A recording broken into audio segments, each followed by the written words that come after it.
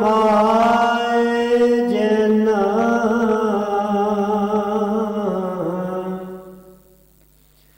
जीते पंच बेकार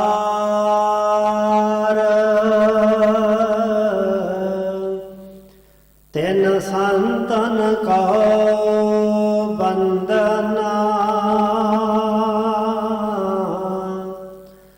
सिर चरणन पर तार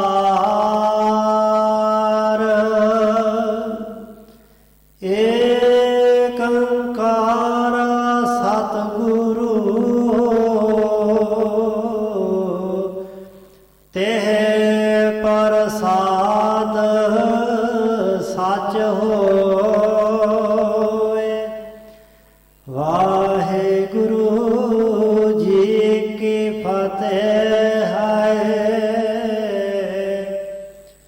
विघ्न विनाशन सोए। वाहेगुरु जी की फतेह है विघ्न विनाशन सोए।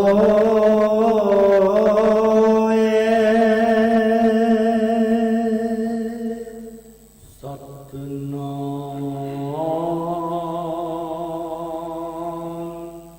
श्री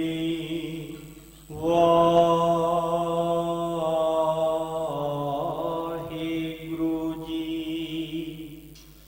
बन्नो आदिक है सिख संगत श्री गुर बैठ दीवान लगायो। श्री हर गोबिंद पास विराजत चंद मनो परवार सुहायो। बन्नो आदिक है सिख संगत। वाहिगुरु जी का खालसा वाहिगुरु जी की फतेह। जुगो जुग अटल शब्द गुरु जबर तख्त छतर दे मालक। दसां पातशाहियां दी जोत समरथ परतख हाਜ਼ਰ नाਜ਼ਰ सतगुरु। वाली दो जहां हल्त पलत दे रखियक धन धन साहिब सतगुरु। आदि श्री गुरु ग्रंथ साहिब जी महाराज ऐसे दीन दयाल सतगुरु पातशाह जी की अपने अपार कृपा रहमत बख्शत का सदका है। श्री दशमेश पिता जी श्री कलगीधर जी पंथ वाले अमृत दे दाते सतगुरु।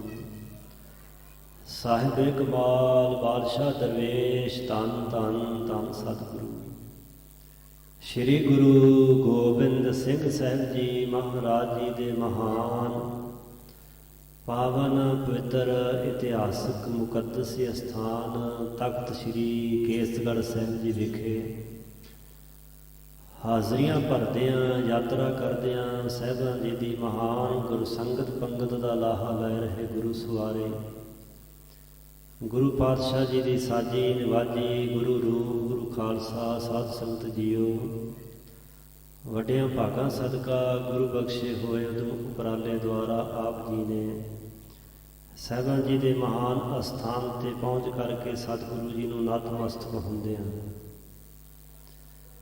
सत संगत दीआं घड़ियां प्राप्त करके जीवन नूं समय नूं सवासां नूं सफलाया है। गुरु पातशाह जी के महान अस्थान ते लड़ीवार गुरु के इतिहास की जीवन बिरतांत जीवन कौतकां की विचार चल रही है।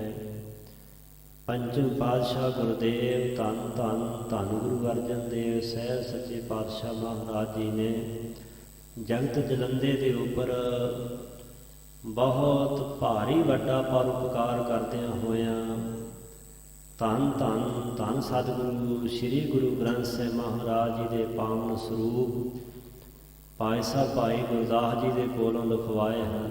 पावन बीड़ तैयार हुई। जिला गुजरात नगर मामट का रहने वाला ब्रह्म ज्ञानी गुरसिख भाई बन्नो जी, सिख संगतां समेत चल के दर्शन करने वास्ते आया। ਬੜੀ ਭਾਰੀ ਮਹਿਮਾ ਵਡਿਆਈ ਦੂਰ ਦੂਰ ਤੱਕ ਸਤਿਗੁਰੂ ਅਰਜਨ ਦੇਵ ਪਾਤਸ਼ਾਹ ਜੀ ਦੀ ਫੈਲੀ ਹੈ ਕਿ ਸਾਹਿਬਾਂ ਨੇ ਗੁਰੂ ਕੀ ਬਾਣੀ ਨੂੰ ਲਿਖਵਾਇਆ ਹੈ, ਜਿਸ ਬਾਣੀ ਨੂੰ ਪੜ੍ਹ ਸੁਣ ਕਰਕੇ ਸਮੂਹ ਜੀਵਾਂ ਦੀ ਕਲਿਆਣ ਹੋਵੇਗੀ। ਸਿੱਖ ਸੰਗਤਾਂ ਦਰਸ਼ਨ ਦੀਦਾਰ ਕਰਨ ਵਾਸਤੇ ਦੂਰ ਨੇੜਿਓਂ ਚੱਲ ਕੇ ਰਾਮਸਰ ਸਾਹਿਬ ਵਿਖੇ ਪਹੁੰਚ ਰਹੀਆਂ ਹਨ। ਸੋ ਸਤਿਗੁਰੂ ਸੱਚੇ ਪਾਤਸ਼ਾਹ ਮਹਾਰਾਜ ਜੀ ਦੇ ਪਾਸ ਆਪਣੀ ਇੱਛਾ, ਆਪਣੀ ਭਾਵਨਾ ਪ੍ਰਗਟ ਕਰਕੇ ਭਾਈ ਸਾਹਿਬ ਭਾਈ ਬੰਨੋ ਜੀ ਨੇ ਬੇਨਤੀ ਕੀਤੀ, ਮਹਾਰਾਜ ਮੇਰੀ ਇੱਛਾ ਹੈ ਕਿ ਇਹ ਪਾਵਨ ਬੀੜ ਪਾਵਨ ਸਰੂਪ ਅਸੀਂ ਆਪਣੇ ਨਗਰ ਲੈ ਜਾ ਕਰਕੇ ਸਿੱਖ ਸੰਗਤਾਂ ਨੂੰ ਦਰਸ਼ਨ ਦੀਦਾਰ ਕਰਵਾਈਏ। ਸਤਿਗੁਰੂ ਪਾਤਸ਼ਾਹ ਮਹਾਰਾਜ ਜੀ ਨੇ ਭਾਈ ਬੰਨੋ ਦੀ ਬੇਨਤੀ ਸੁਣੀ, ਸੋਚ ਵਿਚਾਰ ਕਰਕੇ ਅਖੀਰ ਇੱਕ ਦਿਨ ਵਾਸਤੇ ਆਪਣੇ ਨਗਰ 'ਚ ਸਰੂਪ ਰੱਖ ਕਰਕੇ ਵਾਪਸ ਲਿਆਉਣ ਵਾਸਤੇ ਹੁਕਮ ਕੀਤਾ। ਤਾਂ ਭਾਈ ਸਾਹਿਬ ਜੀ ਸਾਹਿਬਾਂ ਦਾ ਬਚਨ ਮੰਨ ਕਰਕੇ ਰਸਤੇ 'ਚ ਆਉਂਦਿਆਂ ਜਾਂਦਿਆਂ ਗੁਰਸਿੱਖਾਂ ਨੂੰ ਲਾ ਕਰਕੇ ਪਾਵਨ ਸਰੂਪ ਦੇ ਉੱਪਰੋਂ ਉਤਾਰਾ ਕਰਵਾ ਲਿਆ। ਸੋ 2 ਸਰੂਪ ਲਿਆ ਕਰਕੇ ਭਾਈ ਸਾਹਿਬ ਜੀ ਨੇ ਗੁਰਦੁਆਰਾ ਸ਼੍ਰੀ ਰਾਮਸਰ ਸਾਹਿਬ ਵਿਖੇ ਸਤਿਗੁਰੂ ਪਾਤਸ਼ਾਹ ਮਹਾਰਾਜ ਜੀ ਦੇ ਤਾਈਂ ਅਰਪਣ ਕੀਤੇ। ਜੋ ਆਪ ਸਰੂਪ ਲਿਖਵਾਇਆ ਸੀ, ਜੋ ਵੱਧ ਸ਼ਬਦ ਲਿਖਵਾਏ ਸਨ, ਉਹਨਾਂ ਦਾ ਜ਼ਿਕਰ ਕੀਤਾ। ਤਾਂ ਗੁਰੂ ਪਾਤਸ਼ਾਹ ਜੀ ਆਖਣ ਲੱਗੇ, ਜੋ ਤੁਸੀਂ ਬਾਣੀ ਵੱਧ ਲਿਖਾਈ, ਵੱਧ ਸ਼ਬਦ ਲਿਖੇ ਆਪਣੇ ਸਰੂਪ ਦੇ ਅੰਦਰ, ਉਹ ਇਸ ਸਰੂਪ ਦੇ ਵਿੱਚ ਨਹੀਂ ਪਾਉਣੇ, ਨਹੀਂ ਦਰਜ ਕਰਵਾਉਣੇ, ਜੋ ਅਸੀਂ ਭਾਈ ਸਾਹਿਬ ਭਾਈ ਗੁਰਦਾਸ ਜੀ ਦੇ ਕੋਲੋਂ ਲਿਖਵਾਇਆ। ਸੋ ਇਤਿਹਾਸ ਇਸ ਗੱਲ ਦੀ ਵੀ ਗਵਾਹੀ ਭਰਦਾ ਕਿ ਸਤਿਗੁਰੂ ਪਾਤਸ਼ਾਹ ਜੀ ਨੇ ਸੁਬੀਰ ਨੂੰ ਖਾਰੀ ਪੀਰ ਦਾ ਨਾਮ ਦਿੱਤਾ। ਐਸਾ ਵੀ ਲਿਖਿਆ ਮਿਲਦਾ ਹੈ ਕਿ ਭਾਈ ਸਾਹਿਬ ਭਾਈ ਬੰਨੋ ਜੀ ਨੇ ਪਾਵਨ ਸਰੂਪ ਦੀ ਜਿਲਦ ਸਾਜੀ ਦੀ ਵਡਮੁੱਲੀ ਸੇਵਾ ਕੀਤੀ ਸਾਹਿਬਾਂ ਦੀ ਖੁਸ਼ੀ ਲਈ। ਸੋ ਭਾਈ ਸਾਹਿਬ ਭਾਈ ਸੰਤੋਖ ਸਿੰਘ ਸਾਹਿਬ ਜੀ ਨੇ ਸਤਿਗੁਰੂ ਪਾਤਸ਼ਾਹ ਜੀ ਦੇ ਮੁਖ ਦੁਆਰਾ ਧੰਨ ਗੁਰੂ ਗ੍ਰੰਥ ਸਾਹਿਬ ਮਹਾਰਾਜ ਜੀ ਦੀ ਉਪਮਾ ਮਹਿਮਾ ਵਡਿਆਈ ਤੇ ਜਸ ਕੀਰਤੀ ਵਰਣਨ ਕੀਤੀ ਹੈ। ਜਿਵੇਂ ਗੁਰੂ ਅਰਜਨ ਦੇਵ ਪਾਤਸ਼ਾਹ ਜੀ ਨੇ ਜੁਗੋ ਜੁਗ ਅਟਲ ਸ੍ਰੀ ਗੁਰੂ ਗ੍ਰੰਥ ਸਾਹਿਬ ਮਹਾਰਾਜ ਜੀ ਦੀ ਮਹਿਮਾ ਵਡਿਆਈ ਕਰਕੇ ਸਤਿਗੁਰੂ ਜੀ ਦਾ ਜੋ ਸਤਿਕਾਰ ਰੱਖਣ ਵਾਸਤੇ ਸਿੱਖ ਸੰਗਤਾਂ ਨੂੰ ਵਚਨ ਫਰਮਾਏ, ਹੁਕਮ ਕੀਤਾ ਔਰ ਸੱਚਖੰਡ ਸ੍ਰੀ ਹਰਿਮੰਦਰ ਸਾਹਿਬ ਜੀ ਦੇ ਵਿਖੇ ਪਹਿਲਾ ਪ੍ਰਕਾਸ਼ ਕਰਵਾਇਆ। ਉਹ ਪ੍ਰਸੰਗ ਭਾਈ ਸਾਹਿਬ ਜੀ ਇੱਥੇ ਅੱਗੇ ਸੁਣਾ ਰਹੇ ਨੇ। ਜਿਵੇਂ ਸਤਿਗੁਰੂ ਸਾਹਿਬ ਜੀ ਕਿਰਪਾ ਕਰ ਰਹੇ ਹਨ, ਸ਼ਰਧਾ ਭਾਵਨਾ ਦੇ ਸਹਿਤ ਸਰਵਣ ਕਰੀਏ ਜੀ। ਬੰਨੋ ਆਦਿਕ ਹੈ ਸਿੱਖ ਸੰਗਤ, ਸ਼੍ਰੀ ਗੁਰ ਬੈਠ ਦੀਵਾਨ ਲਗਾਇਓ। ਬ੍ਰਹਮ ਗਿਆਨੀ ਮਾਗਟ ਨਿਵਾਸੀ ਭਾਈ ਸਾਹਿਬ ਭਾਈ ਬੰਨੋ ਆਦਿਕ ਸਾਰੇ ਸਿੱਖ ਸੰਗਤਾਂ ਜੁੜੀਆਂ ਨੇ।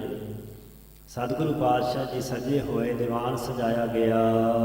ਸ਼੍ਰੀ ਹਰਿ ਗੋਬਿੰਦ ਪਾਸ ਬਿਰਾਜਤ, ਚੰਦ ਮਨੋ ਪਰਵਾਰ ਸੁਹਾਇਓ। ਸ਼੍ਰੀ ਗੁਰੂ ਹਰਗੋਬਿੰਦ ਪਾਤਸ਼ਾਹ ਮਹਾਰਾਜ, ਜਿਨ੍ਹਾਂ ਦੀ ਉਮਰ 9 ਸਾਲ ਦੀ ਹੈ, ਸਤਿਗੁਰੂ ਪਾਤਸ਼ਾਹ ਦੇ ਕੋਲ ਵਿਰਾਜਮਾਨ ਨੇ, ਸਜ ਰਹੇ ਨੇ।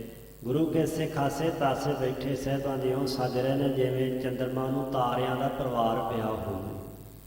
ਚੰਦਰਮਾ ਦੇ ਆਸੇ ਪਾਸੇ ਤਾਰੇ ਸੁਭਾਇਮਾਨ ਹੋ ਕੇ ਸ਼ੋਭਾ ਪਾ ਰਹੇ ਹੋਣ। ਇਸ ਤਰ੍ਹਾਂ ਬ੍ਰਹਮ ਗਿਆਨੀ ਗੁਰੂ ਕੇ ਸਿੱਖ ਗੁਰੂ ਅਰਜਨ ਦੇਵ ਪਾਤਸ਼ਾਹ ਚੰਦਰਮਾ ਸਰੀਖੇ ਸਾਹਿਬਾਂ ਦੇ ਪਾਸ ਸਜ ਰਹੇ ਹਨ। ਸੀਖ ਲਗੇ ਸਭ ਕੋ ਤਬ ਦੇਵਨ, ਸ਼੍ਰੀ ਭਰਿਓ ਬਚਿਓ ਫੁਰਮਾਇਓ। ਸਤਿਗੁਰੂ ਪਾਤਸ਼ਾਹ ਜੀ ਹੁਣ ਸੀਖ ਦਾ ਅਰਥ ਹੈ ਸਿੱਖਿਆ। ਗੁਰੂ ਕੇ ਸਿੱਖਾਂ ਤਾਂ ਹੀ ਸਿੱਖਿਆ ਦੇਣ ਲੱਗੇ ਨੇ। ਤੇ ਸਾਹਿਬਾਂ ਦੇ ਉਹ ਬਚਨ ਜਿਹੜੇ ਸ਼੍ਰੇ ਭਰਿਓ, ਕਲਿਆਣ ਸੁਖ ਆਨੰਦ ਨਾਲ ਭਰੇ ਹੋਏ ਨੇ, ਉਹ ਬਚਨ ਜਿਨ੍ਹਾਂ ਵਿੱਚੋਂ ਕਲਿਆਣ ਡੁੱਲ ਡੁੱਲ ਪੈ ਰਹੀ ਹੈ, ਸਿੱਖਾਂ ਦਾ ਭਲਾ ਨਿਕਲ ਰਿਹਾ ਹੈ। ਬਚ ਜਾਓ ਫਰਮਾਇਓ। ਇਸ ਤਰ੍ਹਾਂ ਸਾਹਿਬਾਂ ਨੇ ਮੁਖ ਤੋਂ ਬਚਨ ਫਰਮਾਏ। ਗ੍ਰੰਥ ਜਹਾਜ ਸੁਭੋ ਜਲ ਕੋ ਤਰ, ਜਾਤ ਸੁਖੀਨ ਜੀਨੀ ਚਿਤ ਲਾਇਓ। ਕਿ ਗੁਰੂ ਕੇ ਸਿੱਖੋ, ਜਿਹੜਾ ਇਹ ਗ੍ਰੰਥ ਤਿਆਰ ਕੀਤਾ ਹੈ, ਇਹ ਜਹਾਜ਼ ਦੀ ਨਿਆਈ, ਸ਼ਿਪ ਦੀ ਨਿਆਈ ਹੈ। ਸੋ ਭੌਜਲ ਕੋ ਉਤਾਰ, ਸੰਸਾਰ ਸਮੁੰਦਰ ਜਗਤ ਨੂੰ ਉਤਰ ਜਾਏਗਾ। ਸੁਖੈਨ ਸੌਖਿਆ ਹੀ ਜਿਨੀ ਚਿਤ ਲਾਇਓ। ਜਿਹੜਾ ਗੁਰੂ ਗ੍ਰੰਥ ਸਾਹਿਬ ਜੀ ਦੇ ਨਾਲ ਆਪਣਾ ਚਿੱਤ ਜੋੜੇਗਾ, ਬਾਣੀ ਨਾਲ ਪਿਆਰ ਕਰੇਗਾ, ਸਨੇਹ ਕਰੇਗਾ, ਉਹ ਜਿਹੜਾ ਭੈਦੈਕ ਸੰਸਾਰ ਸਮੁੰਦਰ ਹੈ, ਇਸ ਸੰਸਾਰ ਸਮੁੰਦਰ ਜਗਤ ਤੋਂ ਸੌਖਿਆਂ ਹੀ ਤਰ ਜਾਵੇਗਾ। ਸ਼੍ਰੀ ਗੁਰ ਕੀਰ ਸਰੀਰ ਜੋ ਸਭ ਥਾਨ ਸਮੈ ਸਭ ਨਾ ਦਰਸੈ। ਸ੍ਰੀ ਸਤਿਗੁਰੂ ਪਾਤਸ਼ਾਹ ਜੀ ਦਾ ਜਿਹੜਾ ਪੰਜ ਤੱਤਾਂ ਦਾ ਪੰਜ ਭੂਤਕ ਸਰੀਰ ਹੈ, ਇਹ ਸਾਰਿਆਂ ਸਮਿਆਂ ਦੇ ਵਿੱਚ ਤੇ ਸਾਰੇ ਥਾਵਾਂ ਤੇ ਨਾ ਦਰਸੇ ਹੈ, ਇਸ ਦੇ ਨਹੀਂ ਦਰਸ਼ਨਦਾਰ ਹੋ ਸਕਦੇ। ਸੋ ਪੰਜਾਂ ਤੱਤਾਂ ਦਾ ਸਰੀਰ ਇੱਕ ਸਮੇਂ ਇੱਕ ਥਾਂ ਤੇ ਹੀ ਹੋ ਸਕਦਾ ਹੈ। ਇਸ ਵਾਸਤੇ ਇਸ ਸਰੀਰ ਦੀ ਬੁਨਿਆਦ ਵੀ ਹੈ, ਸਮਾਂ ਹੈ। ਸਰੀਰ ਸਦਾ ਨਹੀਂ ਰਹਿੰਦੇ, ਸਰੀਰਾਂ ਦਾ ਸਾਥ ਸਦਾ ਨਹੀਂ ਨਾਲ ਨਿਭਦਾ। ਇਸ ਵਾਸਤੇ ਸਾਹਿਬ ਜੀ ਆਖਣ ਲੱਗੇ ਜੋ ਸਤਿਗੁਰੂ ਜੀ ਦਾ ਸਰੀਰ ਹੈ, ਮਨੁੱਖਾ ਸਰੀਰ, ਇਹ ਸਾਰੇ ਥਾਵਾਂ ਤੇ ਸਾਰੇ ਸਮਿਆਂ ਦੇ ਵਿੱਚ ਇਸ ਦੇ ਦਰਸ਼ਨ ਨਹੀਂ ਹੋ ਸਕਦੇ। ਗ੍ਰੰਥ ਹਿਰਦਾ ਗੁਰ ਕੋ ਇਹ ਜਾਨੋ ਉੱਤਮ ਹੈ ਸਭ ਕਾਲ ਰਹਿ। ਇਹ ਜੋ ਪਾਵਨ ਗ੍ਰੰਥ ਸ੍ਰੀ ਗੁਰੂ ਗ੍ਰੰਥ ਸਾਹਿਬ ਮਹਾਰਾਜ ਜੀ ਦਾ ਸਰੂਪ ਹੈ, ਇਹ ਹਿਰਦਾ ਗੁਰ ਕੋ ਇਹ ਜਾਨੋ, ਸਤਿਗੁਰੂ ਪਾਤਸ਼ਾਹ ਦਾ ਹਿਰਦਾ ਜਾਨਣਾ ਕਹੋ। ਇਹ ਗੁਰੂ ਕਾ ਹਿਰਦਾ ਹੈ, ਉੱਤਮ ਹੈ, ਬਹੁਤ ਮਹਾਨ ਹੈ, ਉੱਤਮ ਹੈ, ਸਭ ਕਾਲ ਰਹਿ। ਸਾਰੇ ਕਾਲ ਸਮਿਆਂ ਦੇ ਵਿੱਚ ਗੁਰੂ ਗ੍ਰੰਥ ਸਾਹਿਬ ਮਹਾਰਾਜ ਜੀ ਦੇ ਪਾਵਨ ਸਰੂਪ ਸੁਭਾਏ ਮਾਨ ਰਹਿਣਗੇ। ਇੱਥੋਂ ਤੱਕ ਕਿ ਅਮਰੀਕਾ ਦੇ ਜਿਹੜੇ ਵਿਗਿਆਨੀ ਹਨ, ਬੜੇ ਤਗੜੇ ਸਾਇੰਟਿਸਟ, ਉਹਨਾਂ ਨੇ ਗੱਲ ਮੰਨੀ ਕਿ ਜਦੋਂ ਸੰਸਾਰ 'ਤੇ ਕੋਈ ਵੀ ਵਸਤੂ ਨਹੀਂ ਰਹੇਗੀ, ਉਦੋਂ ਗੁਰੂ ਗ੍ਰੰਥ ਸਾਹਿਬ ਮਹਾਰਾਜ ਜੀ ਦੇ ਸਰੂਪ ਹੋਣਗੇ। ਜਿਨ੍ਹਾਂ ਨੂੰ ਇਸ ਚੀਜ਼ ਦਾ ਅਨੁਭਵ ਹੋਇਆ, ਜਿਨ੍ਹਾਂ ਨੂੰ ਮਾਲਕ ਨੇ ਤੌਫੀਕ ਬਖਸ਼ੀ, ਸਮਝ ਬਖਸ਼ੀ, ਉਹਨਾਂ ਨੂੰ ਇਹ ਸਮਝ ਵਿੱਚ ਪੈ ਗਿਆ ਕਿ ਤ੍ਰੈ ਕਾਲ ਆਬਾਦ ਕੇਵਲ ਤੇ ਕੇਵਲ ਸ੍ਰੀ ਗੁਰੂ ਗ੍ਰੰਥ ਸਾਹਿਬ ਮਹਾਰਾਜ ਜੀ ਹੀ ਹਨ, ਜੋ ਸਮੇਂ ਦੇ ਗੇੜ ਤੋਂ ਪਰੇ ਹਨ। ਸਮੇਂ ਦੇ ਬਦਲਾਵ ਨਾਲ ਜਿਨ੍ਹਾਂ ਦੇ ਸਿਧਾਂਤ ਵਿੱਚ ਕਦੀ ਤਬਦੀਲੀ ਨਹੀਂ ਹੋ ਸਕਦੀ, ਜਿਨ੍ਹਾਂ ਦਾ ਸਿਧਾਂਤ ਸਦੀਵੀ ਸੱਚ ਹੈ, ਅਟਲ ਹੈ, ਧੁਰ ਕੀ ਬਾਣੀ ਸ਼ਬਦ ਜਿਹੜਾ ਬ੍ਰਹਮ ਹੈ। ਸੋ ਇਸ ਵਾਸਤੇ ਸਭ ਕਾਲ ਰਹੇ, ਸਾਰੇ ਕਾਲਾਂ ਸਾਰੇ ਸਮਿਆਂ ਦੇ ਵਿੱਚ ਸ੍ਰੀ ਗੁਰੂ ਗ੍ਰੰਥ ਸਾਹਿਬ ਮਹਾਰਾਜ ਜੀ ਰਹਿਣਗੇ। ਮੇਰੇ ਸਰੂਪ ਤੇ ਜਾਂਦੇ ਹੈ ਦੀਰਘ ਸਾਹਿਬ ਜਾਨ ਅਦਾਇਬ ਕੈ। ਇਸ ਵਾਸਤੇ ਗੁਰਸਿੱਖ ਪਿਆਰਿਓ, ਸ੍ਰੀ ਗੁਰੂ ਗ੍ਰੰਥ ਸਾਹਿਬ ਮਹਾਰਾਜ ਜੀ ਦੇ ਪਾਵਨ ਸਰੂਪ ਸਾਡੇ ਇਸ ਪੰਜ ਭੂਤਕ ਪੰਜ ਤੱਤਾਂ ਦੇ ਸਰੀਰ ਦੇ ਨਾਲੋਂ ਦੀਰਘ ਵੱਡੇ ਹਨ, ਮਹਾਨ ਹਨ। ਸਾਹਿਬ ਜਾਨ ਅਦੈਬ ਕਹੇ ਹੈ। ਗੁਰੂ ਗ੍ਰੰਥ ਸਾਹਿਬ ਜੀ ਦੇ ਸਰੂਪ ਨੂੰ ਮਾਲਕ ਜਾਣ ਕਰਕੇ, ਸੁਆਮੀ ਜਾਣ ਕਰਕੇ ਹਮੇਸ਼ਾ ਅਦਬ ਕਰਿਓ, ਸਤਿਕਾਰ ਕਰਿਓ। ਪੂਜੋ ਚੰਦਨ ਕੇਸਰ ਕੋ ਕਸ ਧੂਪ ਤੁਖਾਏ ਕੈ ਜਾਂ ਫੂਲ ਚੜ੍ਹੈ ਹੈ। ਸ੍ਰੀ ਗੁਰੂ ਗ੍ਰੰਥ ਸਾਹਿਬ ਮਹਾਰਾਜ ਜੀ ਦੀ ਪੂਜਾ ਕਰਨੀ, ਚੰਦਨ ਤੇ ਕੇਸਰ ਕਸਾ ਕਰਕੇ ਛਿੜਕਾ ਕਰਨਾ, ਧੂਪ ਦਿਖਾਏ ਕੇ ਫੁੱਲ ਚੜਾਏ, ਧੂਪ ਦਿਖਾਉਣਾ ਔਰ ਨਾਲ ਫੁੱਲ ਚੜਾਉਣੇ, ਫੁੱਲ ਅਰਪਣ ਕਰਨੇ, ਇਹ ਸਾਰੇ ਪੂਜਾ ਦੇ ਅੰਗ ਹਨ। ਇਸ ਤਰ੍ਹਾਂ ਸ੍ਰੀ ਗੁਰੂ ਗ੍ਰੰਥ ਸਾਹਿਬ ਮਹਾਰਾਜ ਜੀ ਦਾ ਸਤਿਕਾਰ ਅਦਬ ਕਰਨਾ। ਜੋ ਲਿਖ ਲੇ ਭਲੇ ਸਤਬ ਸੋਤੈ ਅੱਖਰ ਸੋ ਲਗ ਕੀ ਚੁਕ ਸਾਈ। ਤੇ ਜਿਹੜਾ ਵੀ ਗੁਰੂ ਕਾ ਸਿੱਖ ਗੁਰੂ ਕੀ ਬਾਣੀ ਲਿਖਣ ਦੀ ਸੇਵਾ ਕਰੇ, ਅੱਗੇ ਵਾਸਤੇ ਪਾਵਨ ਸਰੂਪ ਲਿਖੇ, ਤਾਂ ਇਸ ਗੱਲ ਦਾ ਖਿਆਲ ਜ਼ਰੂਰ ਰੱਖੇ ਕਿ ਸੋਧੇ ਅੱਖਰ ਸੋ ਲਗ ਕੀ ਚੁਕ ਸਾਈ। ਅੱਖਰ ਲਗ ਮਾਤਰ ਦੀ ਚੌਕਸੀ ਰੱਖ ਕੇ, ਸਾਵਧਾਨ ਤੇ ਅਤਾ ਰੱਖ ਕਰਕੇ ਸ੍ਰੀ ਗੁਰੂ ਗ੍ਰੰਥ ਸਾਹਿਬ ਮਹਾਰਾਜ ਦੀ ਪਾਵਨ ਬਾਣੀ ਨੂੰ ਸੋਧ ਲਵੇ, ਭਾਵ ਇਸ ਪਾਵਨ ਸਰੂਪ ਦੇ ਨਾਲ ਮੇਲ ਲਵੇ ਕਿ ਕਿਤੇ ਲਗ ਮਾਤਰ, ਕਿਤੇ ਅੱਖਰ ਕਿਤੇ ਘੱਟ ਵੱਧ ਤਾਂ ਨਹੀਂ। ਕਿਸੇ ਨੂੰ ਅਧਿਕਾਰ ਨਹੀਂ ਕਿ ਗੁਰੂ ਗ੍ਰੰਥ ਸਾਹਿਬ ਜੀ ਦੀ ਬਾਣੀ ਦੇ ਅੰਦਰ ਕੋਈ ਲਗ ਮਾਤਰ, ਕੋਈ ਅੱਖਰ, ਕੋਈ ਵਾਧ ਘਾਟ ਕਰ ਸਕੇ। ਇਸ ਵਾਸਤੇ ਜਿਹੜਾ ਵੀ ਅੱਗੇ ਵਾਸਤੇ ਸੇਵਾ ਕਰੇ ਸਰੂਪ ਲਿਖਣ ਦੀ, ਉਹ ਇਸ ਪਾਵਨ ਸਰੂਪ ਦੇ ਨਾਲ ਸੁਧਾਈ ਜ਼ਰੂਰ ਕਰ ਲਵੇ ਤੇ ਸਾਵਧਾਨਤਾ ਦੇ ਨਾਲ ਬਾਣੀ ਲਿਖਣ ਦੀ ਸੇਵਾ ਕਰੇ। ਪਾਠ ਸਮਸਤ ਕਰੈ ਬੁੱਧ ਸੋ ਇਕ ਪੂਰਵ ਕੀ ਸਮਲੇ ਬਨਾਈ। ਤੇ ਇਸ ਤਰ੍ਹਾਂ ਪਾਠ ਸਮਸਤ ਕਰੇ ਬੁੱਧ ਸੋ, ਸਮਸਤ ਤੋਂ ਭਾਵ ਦਾ ਸਾਰੇ ਹੀ, ਹਰੇਕ ਵਿਅਕਤੀ ਪਾਠ ਕਰ ਸਕਦਾ ਹੈ ਗੁਰੂ ਕੀ ਬਾਣੀ ਦਾ, ਕਿਉਂਕਿ ਹਰ ਪ੍ਰਾਣੀ ਮਾਤਰ ਵਾਸਤੇ ਸਤਿਗੁਰੂ ਪਾਤਸ਼ਾਹ ਜੀ ਨੇ ਬਾਣੀ ਉਚਾਰਨ ਕੀਤੀ ਹੈ। ਤੇ ਸਮਸਤ ਪਾਠ ਤੋਂ ਭਾਵੇਂ ਸਾਰੀ ਬਾਣੀ ਦਾ ਪਾਠ ਕਰੇ। ਜਦੋਂ ਸਹਿਜ ਪਾਠ ਜਾਂ ਸ੍ਰੀ ਅਖੰਡ ਪਾਠ ਸਾਹਿਬ ਕਰੇ, ਇਹ ਅਨੇਕ ਵਿੱਚੋਂ ਕੋਈ ਪਾਠ ਬਾਣੀ ਛੱਡ ਦਵੇ ਤੇ ਕੋਈ ਪੜ੍ਹ ਲਵੇ। ਪਾਠ ਸਮਸਤ ਕਰੇ ਬੁੱਧ ਸੋ ਬੁੱਧੀ ਨਾਲ, ਧਿਆਨ ਦੇ ਨਾਲ, ਸ੍ਰੇਟ ਵਿਵੇਕ ਬੁੱਧੀ ਦੁਆਰਾ ਗੁਰੂ ਕੀ ਬਾਣੀ ਦਾ ਪਾਠ ਕਰੇ। ਪਿਖ ਪੂਰਬ ਕੇ ਸਮਲੇਹ ਬਣਾਈ। ਸੋ ਸੋਧ ਕਿਵੇਂ ਕਰਨੀ ਹੈ ਗੁਰੂ ਕੀ ਬਾਣੀ ਦੇ ਵਿੱਚ? ਜਦੋਂ ਸਰੂਪ ਲਿਖਿਆ ਜਾਵੇ, ਕੋਈ ਸਿੱਖ ਅੱਗੇ ਵਾਸਤੇ ਲਿਖਿਓ ਸਾਰੀ ਬਾਣੀ ਦਾ ਫਿਰ ਪਾਠ ਕਰਕੇ ਵੇਖੇ, ਤੇ ਜੇਕਰ ਕੋਈ ਭੁੱਲ ਚੁੱਕ ਹੈ ਵਿੱਚ ਲਗ ਮਾਤਰ ਦੀ ਕੋਈ ਅੱਖਰ ਦੀ, ਪੂਰਬ ਕੇ ਸਮਲੇਹ ਬਣਾਈ। ਜਿਹੜਾ ਪਹਿਲਾ ਪਾਵਨੇ ਸਰੂਪ ਹੈ, ਸਿਸ ਸਰੂਪ ਦੇ ਨਾਲ ਉਹ ਸਾਰੀ ਸੋਧ ਕਰਕੇ ਚੰਗੀ ਤਰ੍ਹਾਂ ਸ਼ੁੱਧ ਗੁਰਬਾਣੀ ਲਿਖ ਕਰਕੇ ਬਣਾ ਲਵੇ। ਆਪ ਤੇ ਘਾਟ ਨ ਬਾਧ ਕਰੈ, ਜੇ ਕਰੈ ਹੋਏ ਮੂਰਖ ਸੋ ਪਛਤਾਈ। ਕੋਈ ਵੀ ਸਿੱਖ ਆਪਣੇ ਆਪ ਤੋਂ ਇਸ ਪਾਵਨ ਸਰੂਪ ਦੇ ਅੰਦਰ ਨਾ ਘਾੜ ਤੇ ਨਾ ਬਾਧ ਕਰੇ, ਕਿਸੇ ਲਗ ਮਾਤਰ ਦਾ, ਕਿਸੇ ਅੱਖਰ ਦਾ ਵਾਧਾ ਘਾਟਾ ਨਾ ਕਰੇ। ਤੇ ਜਿਹੜਾ ਕਰੇਗਾ ਨਾ ਗੁਰੂ ਗ੍ਰੰਥ ਸਾਹਿਬ ਦੇ ਸਰੂਪ ਅੰਦਰ ਕੋਈ ਲਗ ਮਾਤਰ ਦਾ, ਕਿ ਮੈਂ ਵੱਡਾ ਸੁਧਾਈਕਾਰ ਹਾਂ ਤੇ ਮੈਂ ਇੱਥੇ ਆ ਲਿਖਦਾ ਜਾਂ ਉਹ ਲਿਖ ਦੇਵਾਂ, ਹੋਏ ਮੂਰਖ ਸੋ ਪਛਤਾਇਓ। ਉਹ ਮਾਂ ਮੂਰਖ ਹੋਵੇਗਾ, ਫਿਰ ਉਹ ਪਛਤਾਵਾ ਕਰੇਗਾ। ਸੌੜੀਆਂ ਵਰਗਿਆਂ ਨੇ ਯਤਨ ਕੀਤਾ ਸੀ, ਉਹਨਾਂ ਨੇ ਕੋਰਸ ਛਾਪ ਦਿੱਤੇ ਸੀ, ਸਾਰੇ ਪੰਥ ਇਕਜੁੱਟ ਹੋ ਕਰਕੇ ਸ੍ਰੀ ਅਕਾਲ ਤਖ਼ਤ ਸਾਹਿਬ ਤੋਂ ਹੁਕਮਨਾਮਾ ਜਾਰੀ ਕੀਤਾ ਸੀ ਕਿ ਇਹਨਾਂ ਨੇ ਇਹ ਗੁਸਤਾਖੀ ਕੀਤੀ ਹੈ, ਇਹਨਾਂ ਨੂੰ ਕੋਈ ਅਧਿਕਾਰ ਨਹੀਂ ਕਿ ਰਾਗ ਮਲਾ ਤੋਂ ਬਿਨਾਂ ਸਰੂਪ ਛਾਪਿਆ ਜਾਏ। ਬਕਾਇਦਾ ਇਹ ਲਾਈਨ ਲਿਖੀ ਗਈ ਰਹਿਤ ਮਰਜ਼ਾਦਾ ਦੇ ਵਿੱਚ ਕਿ ਰਾਗ ਮਾਲਾ ਤੋਂ ਬਿਨਾਂ ਕੋਈ ਵੀ ਵਿਅਕਤੀ ਜਿਹੜਾ ਹੈ ਉਹ ਪਾਵਨ ਸਰੂਪ ਨਾ ਲਿਖੇ ਤੇ ਨਾ ਛਾਪੇ। ਸੋ ਇਸੇ ਵਾਸਤੇ ਸਾਹਿਬਾਂ ਨੇ ਆਖਿਆ ਕਿ ਜਿਹੜਾ ਕੋਈ ਵਾਧ ਘਾਟ ਕਰੇਗਾ ਨਾ, ਉਹ ਮਹਾਂ ਮੂਰਖ ਹੋਵੇਗਾ ਤੇ ਅਖੀਰ ਫਿਰ ਪਛਤਾਉਣਾ ਕਰੇਗਾ, ਦੁਖੀ ਹੋਵੇਗਾ। ਔਰ ਬਣਾਏ ਨਮੋ ਨਾ ਲਿਖੈ, ਵਿੱਚ ਕਾਬੈ ਰਚੈ ਸੋ ਰਚੋ ਪ੍ਰਿਤਕਾਈ। ਸੋ ਸਤਿਗੁਰੂ ਸੱਚੇ ਪਾਤਸ਼ਾਹ ਮਹਾਰਾਜ ਜੀ ਨੇ ਬਚਨ ਸਮਝਾ ਦਿੱਤੇ ਨੇ ਸਿੱਖਾਂ ਤਾਏ ਕਿ ਹੋਰ ਨਵੀਂ ਕਵਿਤਾ ਬਣਾ ਕੇ ਕੋਈ ਇਸ ਸਰੂਪ ਵਿੱਚ ਨਾ ਲਿਖੇ, ਭਾਵੇਂ ਕਿੰਨਾ ਵੀ ਕੋਈ ਸਿਆਣਾ ਕਵੀ ਸੱਜਣ ਕਿਉਂ ਨਾ ਹੋਵੇ।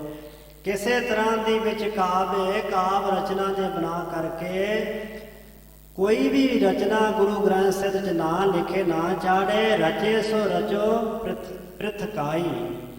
ਜੇ ਕੋਈ ਕੁਛ ਰਚੇ ਤਾਂ ਵੱਖਰਾ ਰੱਖੇ, ਭਾਵ ਬੀੜ ਦੇ ਵਿੱਚ ਉਹਨੂੰ ਨਾ ਲਿਖਣ ਦੀ ਗੁਸਤਾਖੀ ਕਰੇ। ਗੁਰੂ ਗ੍ਰੰਥ ਸਾਹਿਬ ਜੀ ਦੀ ਪਾਵਨ ਬਾਣੀ ਦੇ ਤੁਲ ਹੋਰ ਕੋਈ ਵੀ ਚੰਗੀ ਤੋਂ ਚੰਗੀ, ਵਧੀਆ ਤੋਂ ਵਧੀਆ ਲਿਖੀ ਹੋਈ ਕਵੀ ਦੀ ਕਵਿਤਾ ਵੀ ਨਹੀਂ ਹੋ ਸਕਦੀ।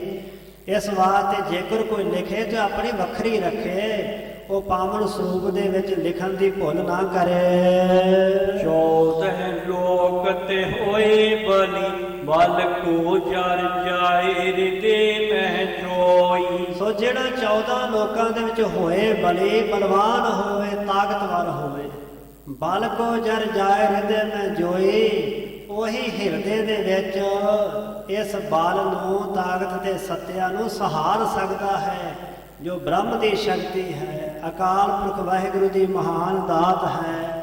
ਤੇ ਜਿਹੜਾ ਹਿਰਦਾ ਜਰਨ ਵਾਲਾ ਹੋਵੇ, ਜਰਾਂਦ ਵਾਲਾ ਹੋਵੇ, ਉਹੀ ਜਰ ਸਕਦਾ, ਝੱਲ ਸਕਦਾ, ਸਹਾਰ ਸਕਦਾ ਹੈ। ਸੋ ਉਪਕਾਰ ਕੇ ਕਾਰਨ ਕੋ ਸਿਰ ਦੀ ਹੋਏ ਸੰਖ ਧੀਰ ਤਰੋਈ। ਇਹ ਜਿਹੜੇ ਬਚਨ ਨੇ ਗੁਰੂ ਅਰਜਨ ਦੇਵ ਪਾਤਸ਼ਾਹ ਨੇ ਆਉਣ ਵਾਲੇ ਵਿਖਤ ਕਾਲ ਬਾਰੇ ਇਸ਼ਾਰਾ ਕੀਤਾ ਹੈ।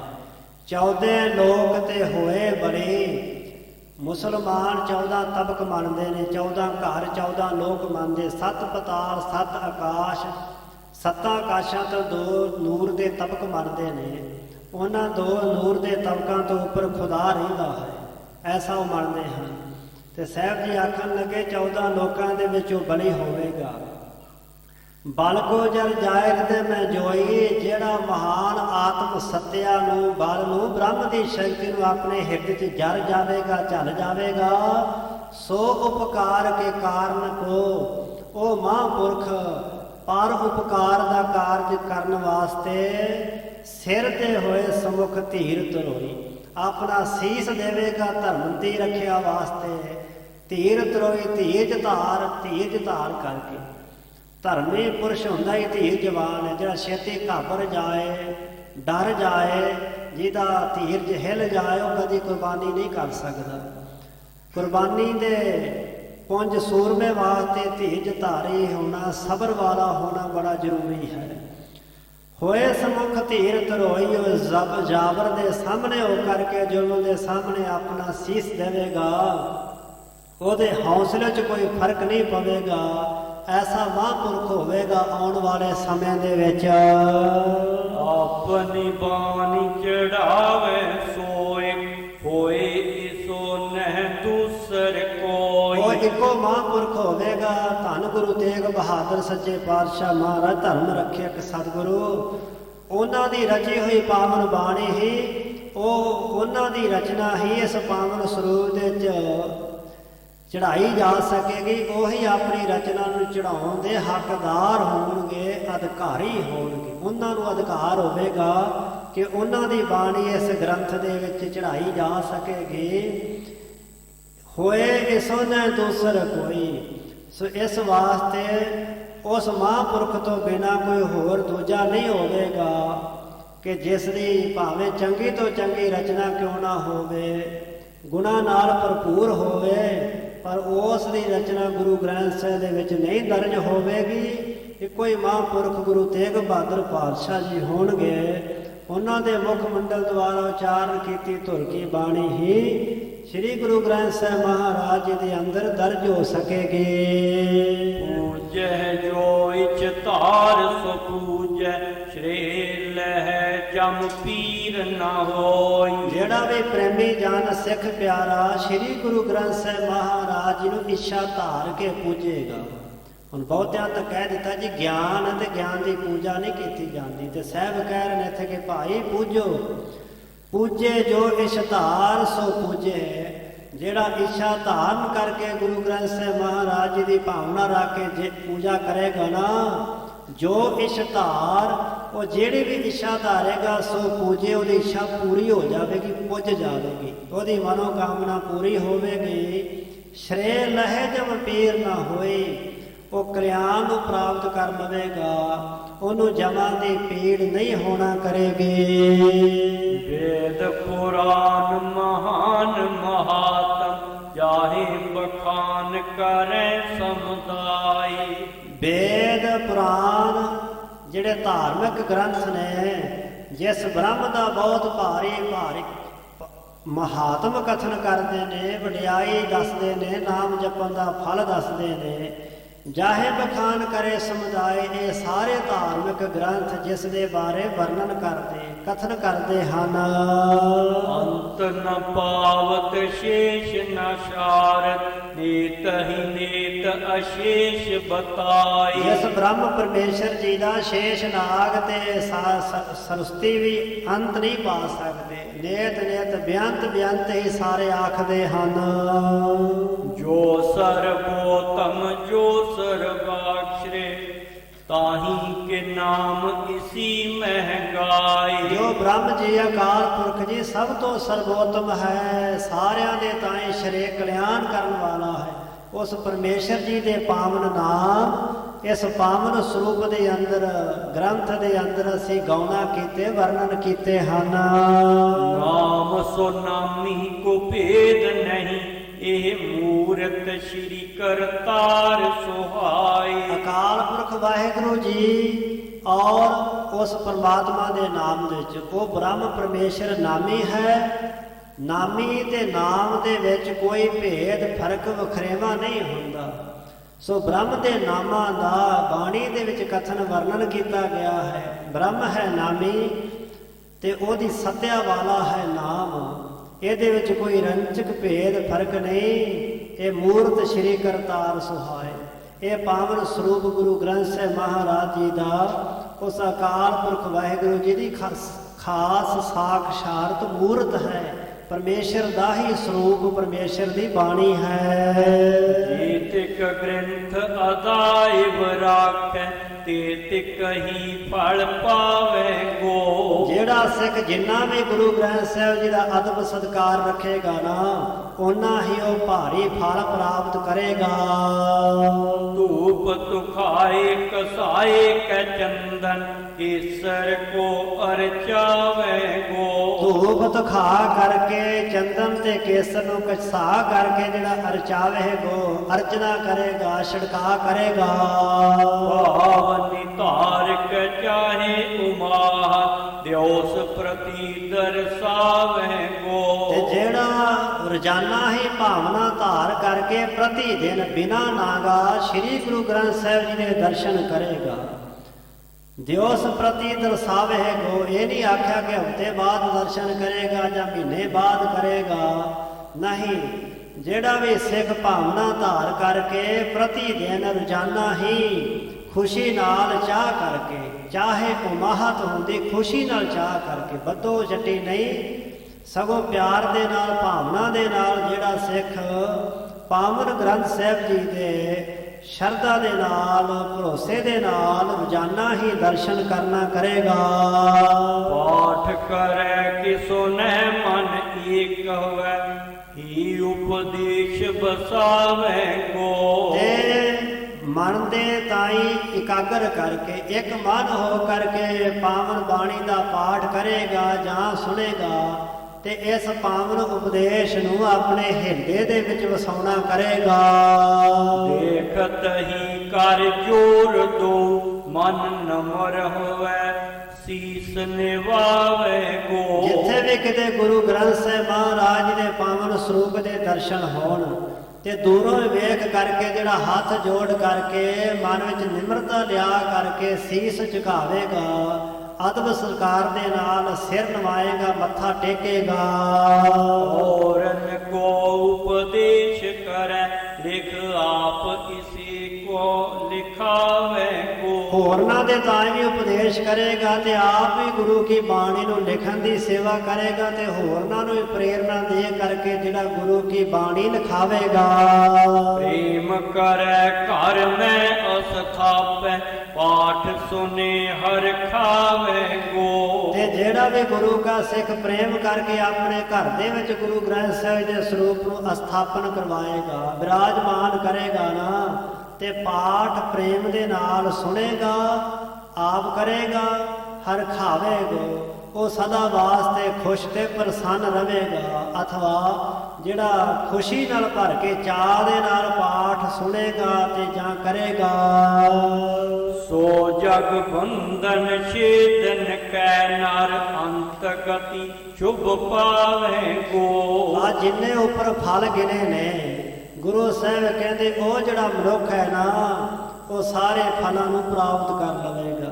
ਸੋ ਜਗ ਬੰਧਨ ਛੇਦਨ ਕੈ, ਜਿਹੜਾ ਗੁਰੂ ਗ੍ਰੰਥ ਸਾਹਿਬ ਮਹਾਰਾਜ ਜੀ ਦਾ ਅਦਬ ਕਰੇਗਾ, ਧੂਪ ਦਿਖਾਏਗਾ, ਚੰਦਨ ਕੇਸਰ ਦਾ ਛਿੜਕਾਅ ਕਰੇਗਾ, ਭਾਵਨਾ ਧਾਰ ਕੇ ਰੋਜ਼ਾਨਾ ਦਰਸ਼ਨ ਕਰੇਗਾ, ਇੱਕ ਮਨ ਇੱਕ ਚਿੱਤ ਹੋ ਕੇ ਪਾਠ ਕਰੇਗਾ ਜਾਂ ਸੁਣੇਗਾ, ਉਪਦੇਸ਼ ਨੂੰ ਹਿਰਦੇ 'ਚ ਵਸਾਏਗਾ, ਗੁਰੂ ਗ੍ਰੰਥ ਸਾਹਿਬ ਦੇ ਦੂਰੋਂ ਦਰਸ਼ਨ ਕਰਕੇ ਹੱਥ ਜੋੜ ਕੇ ਖਲੋ ਕੇ ਸਿਰ ਝੁਕਾਵੇਗਾ, ਆਪ ਉਪਦੇਸ਼ ਕਮਾਵੇਗਾ ਤੇ ਹੋਰਨਾਂ ਨੂੰ ਪ੍ਰੇਰਨਾ ਦੇਵੇਗਾ ਬਾਣੀ ਲਿਖਣ ਦੀ। ਆਪਣੇ ਘਰ ਦੇ ਵਿੱਚ ਗੁਰੂ ਗ੍ਰੰਥ ਸਾਹਿਬ ਜੀ ਨੂੰ ਪਿਆਰ ਸਤਿਕਾਰ ਨਾਲ ਅਸਥਾਪਨ ਕਰੇਗਾ।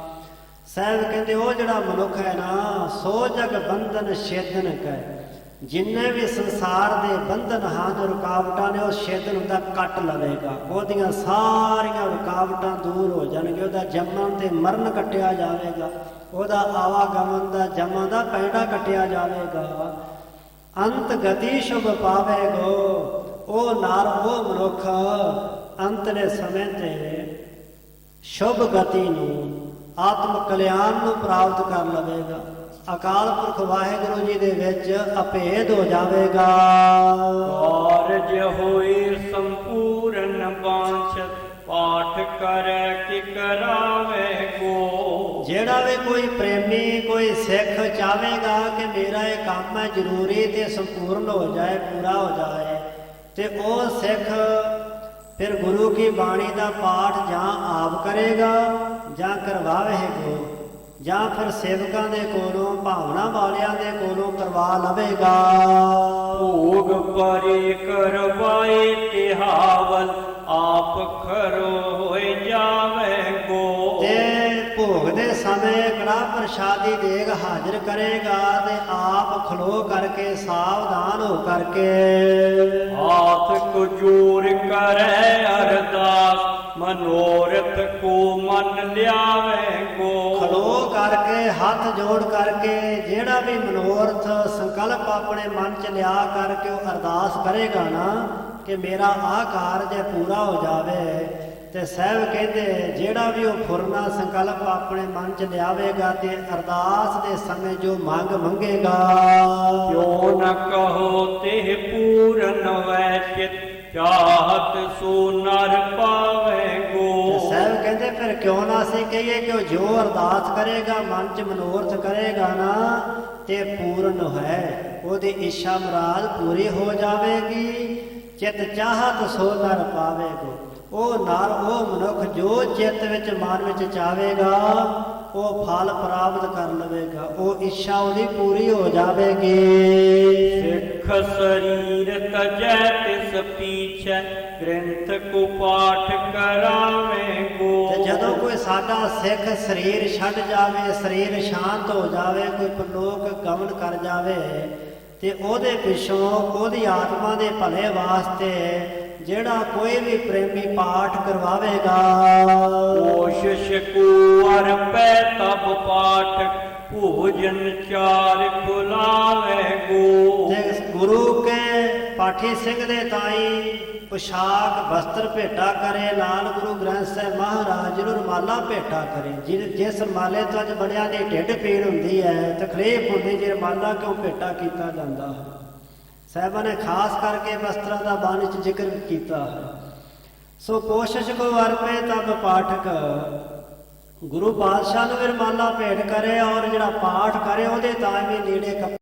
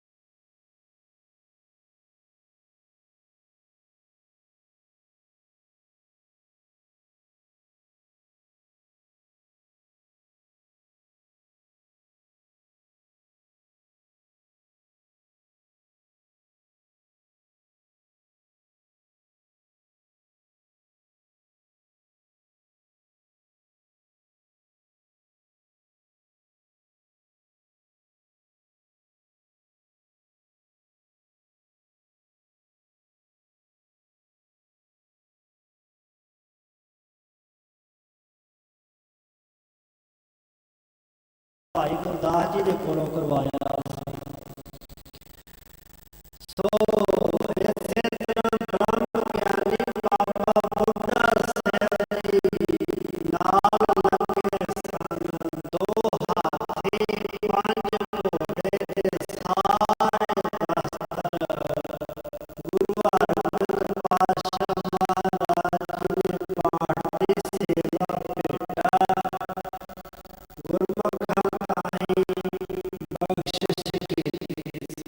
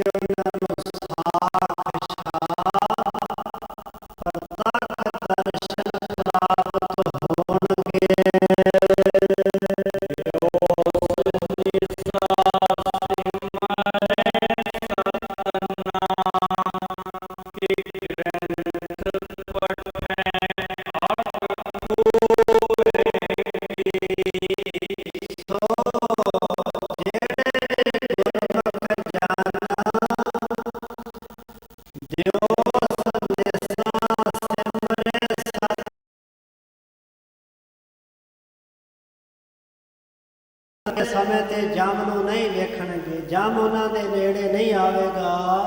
ਮਿਲ ਆਏ ਹਮੇ ਸੋ ਅਵਲੋਵੇਂਗੇ, ਉਹ ਆ ਕਰਕੇ ਸਾਡੇ ਵਿੱਚ ਮਿਲ ਜਾਣਗੇ, ਉਹ ਗੁਰਪੁਰੀ ਦੇ ਵਾਸੀ ਹੋ ਜਾਣਗੇ। ਦੋਹਰਾ ਬੈਠੇ ਸ਼੍ਰੀ ਗੁਰੂ ਰਾਮ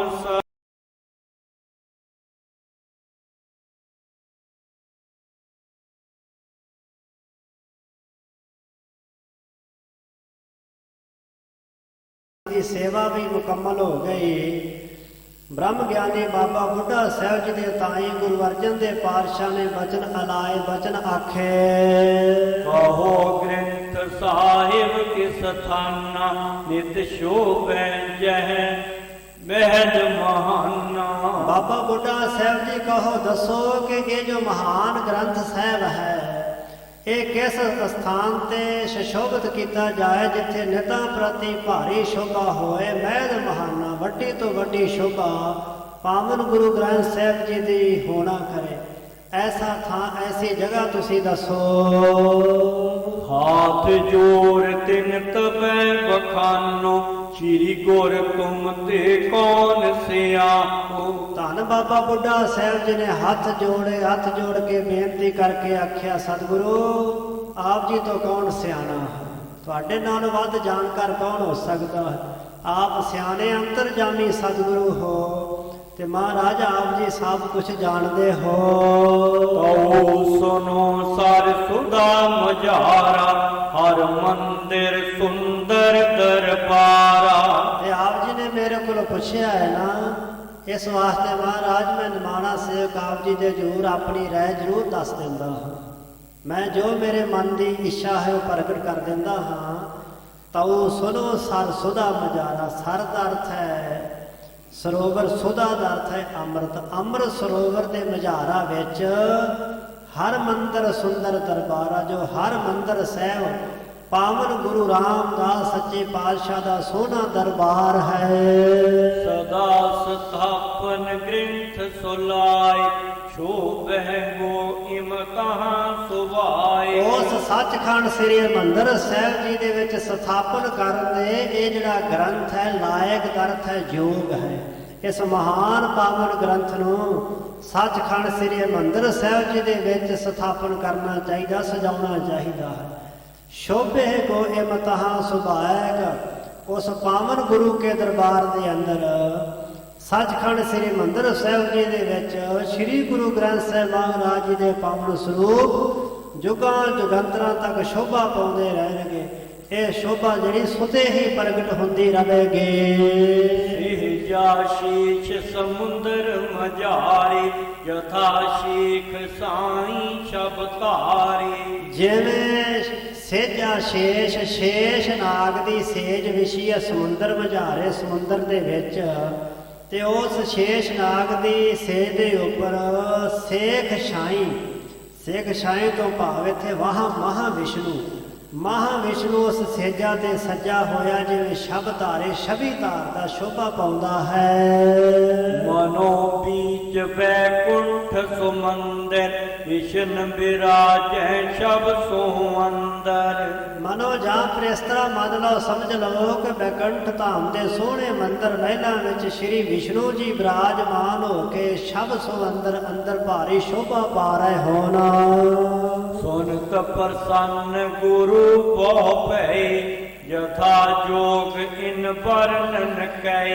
ਬਾਬਾ ਬੁੱਢਾ ਸਾਹਿਬ ਜੀ ਦੀ ਭਾਵਨਾ ਸੁਣ ਕੇ, ਬੇਨਤੀ ਸੁਣ ਕੇ ਸਾਹਿਬ ਗੁਰੂ ਅਰਜਨ ਦੇਵ ਪਾਤਸ਼ਾਹ ਬੜੇ ਪ੍ਰਸੰਨ ਹੋਏ, ਬੜੇ ਖੁਸ਼ ਹੋਏ ਤੇ ਮਨ 'ਚ ਸੋਚਣ ਲੱਗ ਪਏ, ਯਥਾ ਜੋਗ ਇਨ ਵਰਣਨ ਕੈ, ਕਿ ਧੰਨ ਮਹਾਂਪੁਰਖ ਤਤ ਬੇਤੇ ਬਾਬਾ ਬੁੱਢਾ ਸਾਹਿਬ ਜੀ ਨੇ ਯਥਾਰਥ ਬਚਨ ਵਰਣਨ ਕੀਤੇ ਨੇ। ਇਹਨਾਂ ਦੇ ਬਚਨ ਸੱਤ ਨੇ, ਬਿਲਕੁਲ ਠੀਕ ਦਰੁਸਤ ਇਹਨਾਂ ਨੇ ਆਖਿਆ ਹੈ। ਜੋ ਕਹਿਣਾ ਬਣਦਾ ਸੀ ਯਥਾ ਜੋਗ ਉਹੀ ਇਹਨਾਂ ਨੇ ਆਖਿਆ ਹੈ। ਬਨਿਓ ਸੁਦਾ ਸਰ ਵਿੱਚ ਹਰ ਮੰਦਿਰ, ਇਹ ਸਮ ਨਹੀਂ ਤਿਰਲੋਕੀ ਅੰਦਰ। ਜੋ ਸੁਦਾ ਸਰ ਅੰਮ੍ਰਿਤ ਸਰੋਵਰ ਦੇ ਵਿੱਚ ਸ੍ਰੀ ਹਰਿਮੰਦਰ ਸਾਹਿਬ ਬਣਿਆ ਹੋਇਆ ਸੱਜ ਰਿਹਾ ਹੈ। ਇਸ ਸੱਚਖੰਡ ਸ੍ਰੀ ਹਰਿਮੰਦਰ ਸਾਹਿਬ ਜੀ ਦੇ ਸਮ ਬਰਾਬਰ ਇਹਦੇ ਵਰਗਾ ਨਹੀਂ ਤਰਲੋਕੀ ਅੰਦਰ। ਤਿੰਨਾਂ ਲੋਕਾਂ ਦੇ ਅੰਦਰ श्री दरबार साहिब जी वर्गा कोई होर अस्थान नहीं है। तथा ग्रंथ साहिब शुभ रचियो सर्वोत्तम हर नामन खचियो। जिवे दरबार साहिब वर्गा होर कोई थान नहीं दिठे सभे थाव नहीं तुद जिहा। नहीं तेरे वर्गा सारे थावां ते दिसदा तेरी जिहो जी शोभा क्योंकि बदोह पुरख विधाते तां तू सोया। तैनू अकाल पुरख ने आप बनाया सिरजा तां तू शोभनीक होया है। तथा ग्रंथ साहिब शुभ रचियो जिवे दरबार साहिब सोना है शोभा पारे से तरह गुरु ग्रंथ साहिब जी दे सोने स्वरूप रचे गए। पावन पीड़ तैयार की गई सर्वोत्तम हर नामन खचियो। जो अकाल पुरख जी दे श्रोमणी नाम है जो सारियां दा श्रोमणी परमात्मा है ਉਹਦੇ ਸੋਹਣੇ ਨਾਮਾਂ ਨੂੰ ਇਸ ਪਾਵਨ ਗ੍ਰੰਥ ਤੇ ਜੜਿਆ ਹੈ। ਉਹਦੇ ਵੱਖ-ਵੱਖ ਨਾਮ ਹੀਰੇ ਮੋਤੀਆਂ ਵਰਗੇ ਇਸ ਗ੍ਰੰਥ ਦੇ ਵਿੱਚ ਧਰੇ ਹੋਏ ਜੜੇ ਹੋਏ ਹਨ ਸੁਸ਼ੋਭਿਤ ਕੀਤੇ ਹਨ। ਉਚਿਤ ਮੇਲ ਦੋਨੋਂ ਕੋ ਬਨੈ ਨਿਸਬਾ ਸੁਰ ਹਰਿ ਕੀਰਤਨ ਭਨੈ। ਤੇ ਦੋਵਾਂ ਦਾ ਜਿਹੜਾ ਮੇਲ ਹੈ ਨਾ ਬੜਾ ਉਚਿਤ ਜੋਗ ਬਣੇਗਾ। ਸੱਚਖੰਡ ਸ੍ਰੀ ਹਰਿਮੰਦਰ ਸਾਹਿਬ ਦਾ ਤੇ ਗੁਰੂ ਗ੍ਰੰਥ ਸਾਹਿਬ ਦੇ ਸਰੂਪ ਦਾ ਦੋਵਾਂ ਦਾ ਪਰਸਪਰ ਜਿਹੜਾ ਮੇਲ ਸੰਬੰਧ ਹੈ ਬੜਾ ਜੋਗ ਤੇ ਠੀਕ ਬਣੇਗਾ। ਨਿਸਬਾਸਰ ਹਰ ਕੀਰਤਨ ਭਨੇ।